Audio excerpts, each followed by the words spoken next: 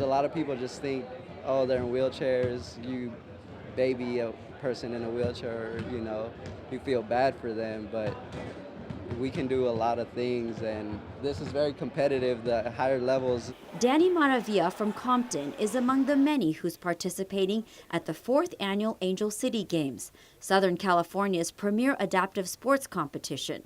A professional basketball player in France, he's here to give back and compete.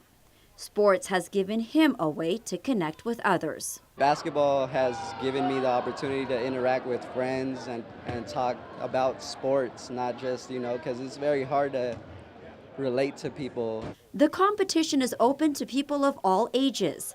Basically, athletes get a chance to train and compete over the 4-day event held at UCLA. It gives individuals a chance to meet others with disabilities while exploring their athletic interests and abilities. We do clinics and competitions in track and field, swimming, archery, wheelchair tennis, and wheelchair basketball. It's because you're socially isolated and tend to be that only kid or adult at your company with a disability. You come here, and this is a place where you belong. This is your community, right? People that maybe don't have exactly your experience, but a very similar experience. And so that's really helpful to sort of gather the self-confidence and the courage to go attack the world that isn't always that accepting. What's exciting about the Angel City Games is it's not only open to Angelinos, but people from all across the United States come to participate. And this year, there are 30 Paralympian coaches that have come to help out with the clinics. 11-year-old Elizabeth Keene, who came from Oregon, is participating for the second time in track and field.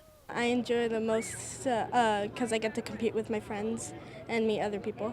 It's important for us because she gets to go out and compete. She gets to go out and get physical exercise. She also gets to go out and work really hard with what she does. Brent Poppin, Paralympian in wheelchair tennis and wheelchair rugby, is helping coach at the clinics.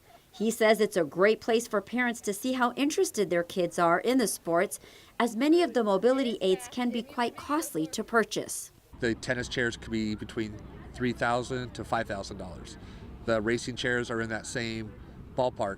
So sometimes it's hard for a parent to justify spending that money when they don't know if their kid's going to really love that sport. So when they get in games like this, which is a unique place, they get to try everything without spending that money, and then go, my kid really he hasn't stopped talking about tennis in 2 weeks or 2 months, so we're going to buy him a chair. Truly an inspiration to see these individuals turn their disability into their strength. At UCLA, I'm Rasha Goel for LA This Week.